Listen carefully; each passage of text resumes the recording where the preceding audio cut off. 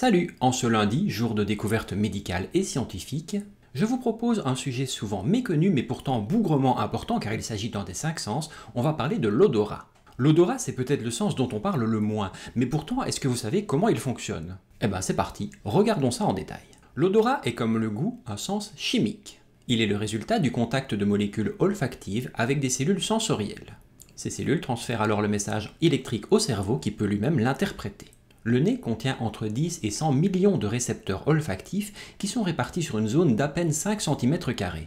On retrouve 3 types de cellules dans cette zone. Les cellules olfactives, les cellules de soutien et les cellules basales.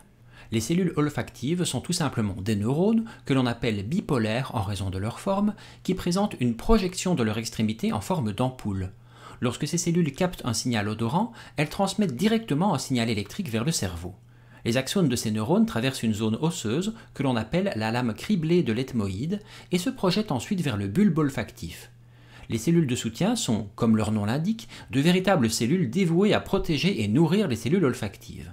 Elles leur fournissent des nutriments, leur procurent une isolation électrique et participent à la détoxification des substances chimiques qui entrent en contact avec la muqueuse nasale. Les cellules basales, enfin, sont des cellules qui se divisent continuellement pour reformer les cellules olfactives et les cellules de soutien. Et oui, ce processus n'a l'air de rien comme ça, mais c'est un processus assez exceptionnel, car ici il s'agit donc de neurones qui se régénèrent. Et oui, ces neurones se reproduisent tous les mois. En général, les neurones matures ne se renouvellent pas. Le nez humain peut détecter environ 10 000 odeurs différentes. Cette variété est due à l'intégration de l'information par le cerveau qui s'adapte aux stimuli réceptionnés par les différentes cellules olfactives. La combinaison d'activités de ces neurones bipolaires donne une espèce de codage que le cerveau détecte pour en déduire une odeur particulière qui est ressentie. Les cellules olfactives ont un seuil d'excitation relativement bas. Ceci signifie qu'elles sont capables de détecter des quantités infimes de molécules dans l'air. Par exemple, on sait que le nez est capable de détecter un 25 milliardième de milligramme par millilitre de méthylmercaptan, le fameux gaz qui est produit lorsqu'on mange des asperges. J'en ai parlé dans une capsule quotidienne récemment, je vous place le lien ici si ça vous intéresse, si vous ne l'avez pas encore vu.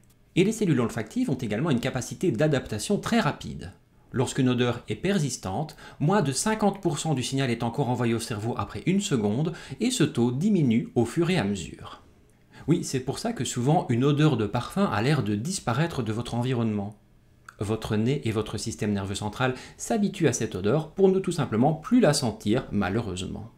Et voilà, j'espère que cette nouvelle vidéo vous aura à nouveau appris quelque chose aujourd'hui, j'espère que ça vous plaît, n'hésitez pas à m'en parler dans les commentaires.